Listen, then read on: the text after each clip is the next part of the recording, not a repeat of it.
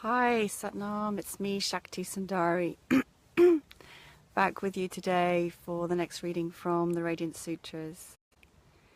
This morning I am actually back in the Japanese water garden in Trent Park, which is where I did the very first reading from the Radiance Sutras from. So yeah, just noticing the change in the natural landscape over the last few months. Autumn is on its way. There are, the flowers aren't so abundant. The leaves are beginning to change colour, so it's different. But yeah, just behind me there's this beautiful, I think this is a hydrangea bush. It's just really beautiful. And just to the side of me there's the bridge and the pond, which when I first came the little tadpoles were spawning and the frogs were coming out, and now it's overgrown with reeds and grasses. So yeah. Okay, so of course today's verse is another amazing verse that's got so much that's pertinent for me right now, and I'm sure if it's pertinent for me, it's pertinent for lots of people who are going to watch this.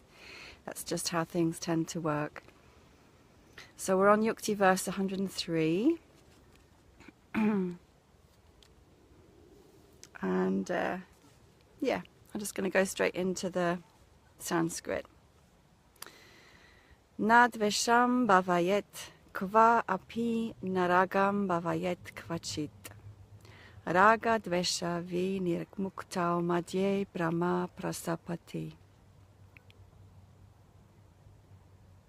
And again, for luck, just because I love it. Nadvesham bhavayet kva api naragam bhavayet kvachit.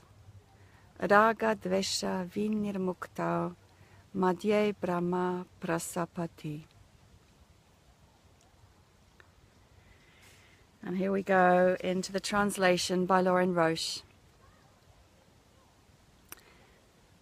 Abandon all these attitudes of wanting to prolong pleasure and avoid suffering.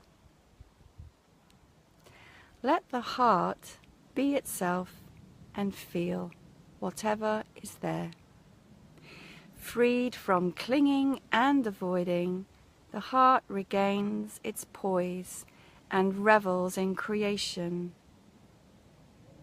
Plunging deep into its center, discover that the heart is moved by a pulse that is everywhere.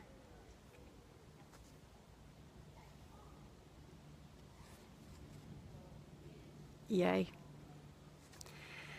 So it's really interesting. Some people walking past might get a bit noisy. Don't be distracted. I got distracted. It's really interesting because stuff that I've been reading and listening to and experiencing is like so on point for this. Okay, so a couple of things. So number one, everyone who's been watching these consistently knows that I've been going through the experience of separation, loss, grief and heartbreak, right? So that feels like, or it might sound like the opposite, and it certainly has felt like the opposite of pleasure. It's felt like suffering for sure some of the time. For sure. And I also know that I am a deeply feeling person. And as a woman, I think that our natural embodiment is to feel. That's part of the feminine, and it's also part of being a woman because we tend to have a little bit more feminine than men do in our makeup, as in the energy of the feminine. So there is that too. And yesterday I was having this amazing discussion with with a friend about how to handle difficult situations when we go into a feeling state, and whether to allow ourselves to go with it fully, or this was a man I was speaking to, or whether to kind of find a way to snap ourselves out of it and come back into alignment, as in come back into a more neutral state. And it was really interesting because I spoke in response to that as a feeling woman,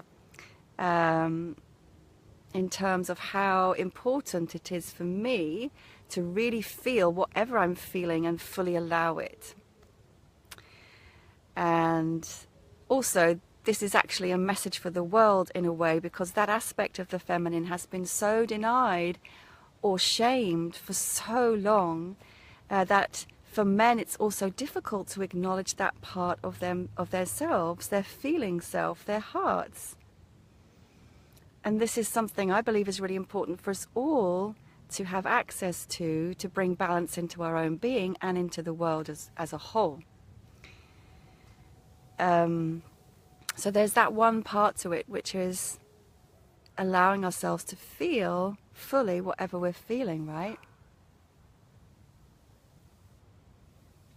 And to embrace, to honor, to acknowledge, to love whatever we are feeling.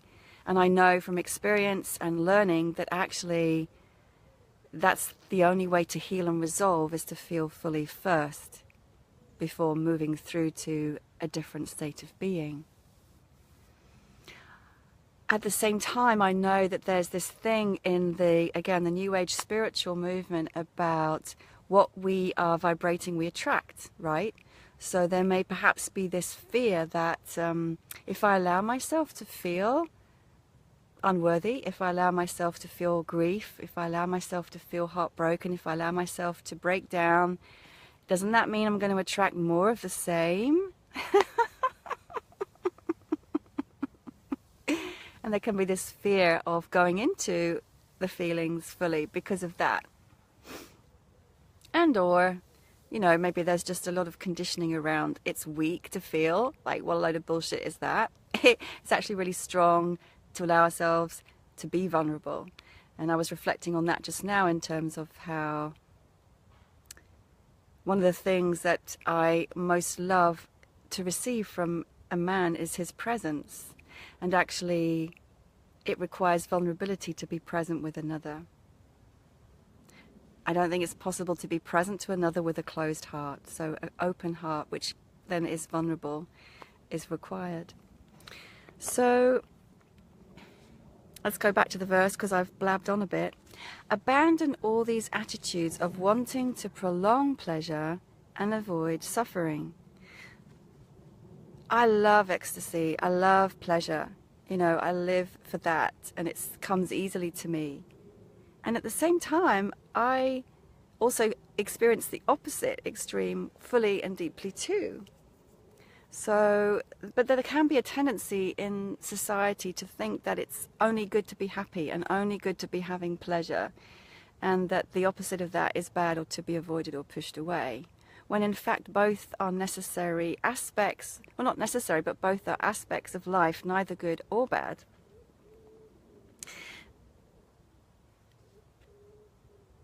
Let the heart be itself and feel whatever is there. And that's the key to this practice, this meditation, this way of being, which is simply allowing, fully embracing whatever feeling state is arising within our hearts and our beings, freed from clinging and avoiding. So it's those two things that we tend to do. We either tend to cling to the happiness, to the ecstasy, to the delight, to the pleasure, or want to avoid the pain. So what happens if we stop judging and we simply allow and just acknowledge whatever is happening and embrace it fully with love? That, for me, in my understanding, is the key to self-healing, the key to self-love, the key to moving through and really being able to eventually let go. In my understanding and experience, otherwise, there will always be an aspect of whatever was that has been repressed that will come back up again at some point. It will resurface and make itself known because it hasn't been acknowledged. It's like a little part inside ourselves is just kind of going, please listen to me, please feel me. I just need to be loved. I just need to be hugged right now. I just need to be taken care of right now. And you say, okay, yes, of course, I'm here for you. You know, literally, that's what I've been doing in the last few weeks, is kind of holding my heart and holding myself, loving myself, embracing myself, allowing what is.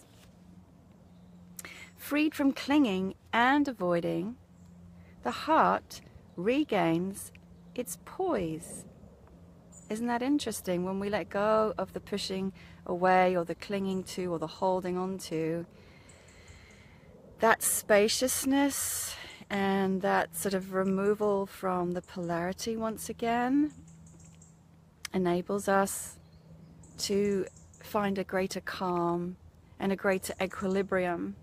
Oh, it's another good word. It's funny how these words just seem to come when I'm talking.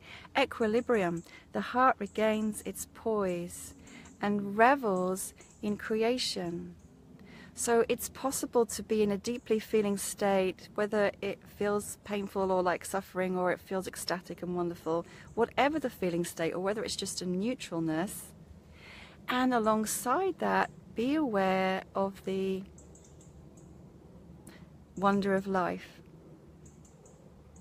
It's not a contradiction. Trust me, it's possible to feel the joy and the wonder of life alongside feeling deep grief. Plunging deep into its center, discover that the heart is moved by a pulse that is everywhere. Coming back, coming back, coming back to the heart, listening to the heart, loving the feelings, loving what is. Eventually, you know, it's a form of self-soothing and it's a form of inner connection. And as we go deeper and deeper into that, there's a peace that arises and an awareness that our heart is connected to a much bigger universal heart.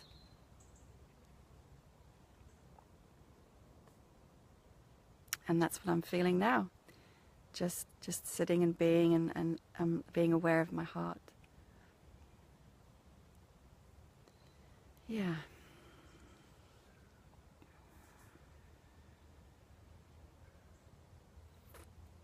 That's it. We're there. So that's it for today. Thank you for being with me, and join me again tomorrow for the next reading from the Radiance Sutras. Much love and Satnam.